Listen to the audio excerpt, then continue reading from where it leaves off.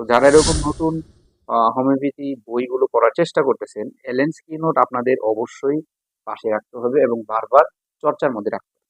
তারা আসলে বুঝে না, যারা নতুন হোমিও ডাক্তার, যে কোন কোন বইগুলো আমাদের আগে পড়া দরকার, তারপর কোনগুলো বই পড়া দরকার। এই বিষয়ে তারা সিকিউন্স খুঁজে পায় না, যার কারণে অনেকেই পথভ্রষ্ট হয়ে যায়।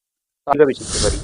এবং এই মেডিসিনটা কার কার ক্ষেত্রে উপযোগিতা বা উপযুক্ত বেশি, হ্যাঁ, কাদের ক্ষেত্রে এই মেডিসিনটা বেশি প্রয়োগ হয়। তারপর সেইখানে যে মেডিসিনগুলোর কি নোট একদম লিস্ট, যেমন ধরুন সে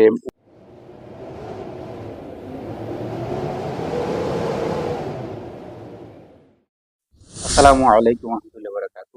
কেমন আছেন বন্ধুরা? আশা করি সকলে ভালো আছেন। প্রতিবারের মতো আজকেও আমরা নতুন একটা রিভিউ নিয়ে এসে বললাম। সেটা হলো, আমরা আজকে রিভিউ দিব এলেন্স কিনো, অর্থাৎ ডক্টর এলেন্স আমাদের জন্য যে তার একটা মূল্যবান বই আমাদের জন্য লিখেছেন, এবং সেটা কিভাবে পড়া